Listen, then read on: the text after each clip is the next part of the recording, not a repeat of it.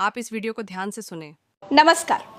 पैगंबर मोहम्मद के समय 600 खजूर के पेड़ों का एक बाग लगाया गया था, जिसमें होने वाली आमदनी से मदीना के गरीब लोगों की मदद की जाती थी। दुनिया में वक्फ का इतिहास पैगंबर हजरत मोहम्मद के जमाने से शुरू हुआ है। दोस्तों, पैगंबर मोहम्मद ने कहा था, अपनी जायदाद को इस तरह से खैरात पे दो कि ना वो बेची जा सके, ना ही किसी को दिया जा सके और ना उसमें विरासत जारी हो, बल्कि उसका मुनाफा लोगों को मिला करे। माना जाता है कि इस दुनिया में पहली बार सहाबा हजरत उमर ने अपनी कीमती जमीन वक्फ को दी थी। उस समय पैगंबर ने यह तय कर दिया था कि यह जमीन कभी बेची ना जाए, न किसी को दिया जाए, बल्कि इससे होने वाली आमदनी को गरीबों में बांटने और गुलामों को आजाद कराने के लिए ही इस्तेमाल किया जाए। वक्फ कोई भी चल या फिर अचल संपत्ति हो सकती है, जिसे इस्लाम को मानने वाले व्यक्ति अल्लाह के नाम पर या धार्मिक मकसद या फिर परोपकार के मकसद से दान कर सकता है। ये संपत्ति भलाई के मकसद से समाज के लिए दी जाती है और अल्लाह के सिवा इसका कोई मालिक नहीं हो सकता है। जब वक्फ की संपत्ति का मालिक अल्लाह के सिवा कोई और हो ही नहीं सकता है, तो फिर सरकार के वक्फ बिल का आखिर मतलब क्या है?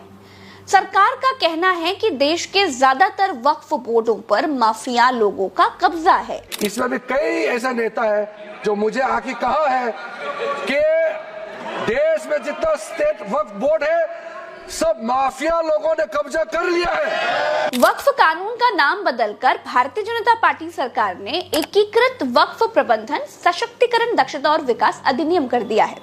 सरकार कहती है कि हम वक्फ बिल को सुधार रहे हैं। इसमें मुस्लिम महिलाओं समेत मुस्लिम समाज के अन्य पिछड़े वर्ग जैसे शिया, सुन्नी, बोहरा और आगा खानी जैसे वर्गों को प्रतिनिधित्व देने के लिए हम ये बिल लेकर के आ रहे हैं। लेकिन विपक्ष कहता है कि सरकार भारत में मौजूद वक्फ की 2 लाख करोड़ की जमीन बेचना चाहती है, इसीलिए ये बिल लेकर के आ रही है। भारत में रक्षा मंत्रालय और रेलवे के बाद वक्फ के पास सबसे ज्यादा जमीनें हैं। भारत में मेन 2 वक्फ बोर्ड हैं, सुन्नी वक्फ बोर्ड और शिया वक्फ बोर्ड। साल 1964 में केंद्रीय वक्फ परिषद का गठन किया गया।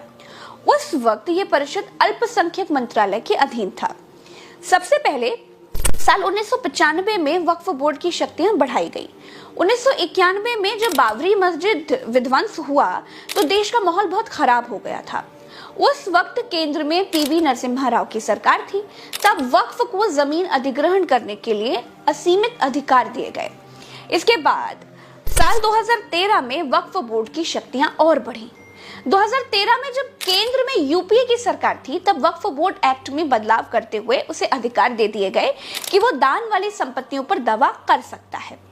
आज जो कानून है दोस्तों, उसके मुताबिक अगर किसी संपत्ति को एक बार वक्फ बोर्ड के नाम घोषित कर दिया गया तो वो हमेशा वो वैसा ही रहेगा। दानकर्ता अपनी इच्छा से कोई बदलाव नहीं कर सकता है। कि भाजपा अपने हताश, निराश, आप तो उस कानून चंद कट्टर समर्थकों के तुष्टीकरण के लिए ये बिल लाने का काम कर रही है।